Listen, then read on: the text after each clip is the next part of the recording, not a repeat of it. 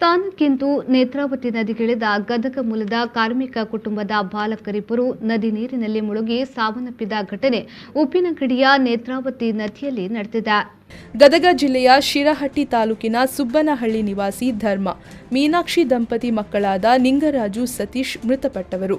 ನಿಂಗರಾಜು ಗದಗ ಮುರಾರ್ಜಿ ದೇಸಾಯಿ ವಸತಿ ಶಾಲೆ 10ನೇ ತರಗತಿ ವಿದ್ಯಾರ್ಥಿ. ಸತೀಶ್ 8ನೇ ತರಗತಿಯಲ್ಲಿ ಕಲಿಯುತ್ತಿದ್ದ. ವಿದ್ಯಾರ್ಥಿಗಳು ಲಾಕ್ಡೌನ್ ಕಾರಣದಿಂದ ಉಪ್ಪಿನಂಗಡಿ ಇಳಂತಿಲ್ಲದ ಕೇದಾರ ಮನೆಯ ತೋಟದ ಕೆಲಸದಲ್ಲಿದ್ದ ತನ್ನ ತಂದೆ ತಾಯಿಯ ಜೊತೆಗೂಡಲೆಂದು ಬಂದಿದ್ದರು. ಸೋಮವಾರ ಸಾಯಂಕಾಲ ಹೆತ್ತವರು ಕಾರ್ಯನಿಮಿತ್ತ ಪೇಟೆಗೆ ಹೋಗಿದ್ದ ಸಂದರ್ಭ ನದಿ ಆಳವಾದ ಸ್ಥಳದಲ್ಲಿ ನೀರಿಗಿಳಿದಿದ್ದರು.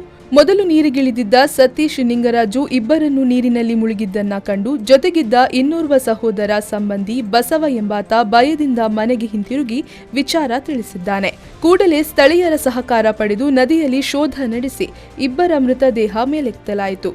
ಬಾಲಕರಿಬ್ಬರು ನದಿಯಲ್ಲಿ ಮುಳುಗಿದ್ದಾರೆ ಎಂಬ ಮಾಹಿತಿ ಪಡೆದ ಕ್ಷಣ ಇಳಂತಿಲ್ಲದ ವಿಕಾಯ ತಂಡದ ಸ್ವಯಂ ಸೇವಕರಾದ ಯುಟಿ ಫಯಾಜ್, ಬಶೀರ್, ರಶೀದ್, ಸಲಾಂ, ಚೆರಿಯನಾಕ ಮತ್ತು ಸ್ಥಳೀಯರಾದ ಅಶ್ರಫ್ ಅಂಡೆತಡ್ಕ ಎಂಬವರು ನೀರಿಗೆ ಧುಮುಕಿ ನಿಂಗರಾಜುವಿನ ದೇಹವನ್ನ ಮೇಲೆತ್ತಿದರು.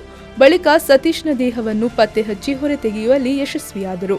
ಮಳೆಗಾಲದಲ್ಲಿ ಅಪಾಯ ಎದುರಿಸಲು 10 ಮಂದಿ ನುರಿತ ಈಜುಗಾರರನ್ನ ಒಳಗೊಂಡ ವಿಕಾಯ ತಂಡವನ್ನು ಸಿದ್ಧಪಡಿಸಲಾಗಿತ್ತು. ಈ ತಂಡ ಬಾಲಕರ ಶೋಧ ಕಾರ್ಯಾಚರಣೆಯಲ್ಲಿ ಪೊಲೀಸ್ ಇಲಾಖೆಗೆ ಸಹಕಾರ ನೀಡಿದೆ.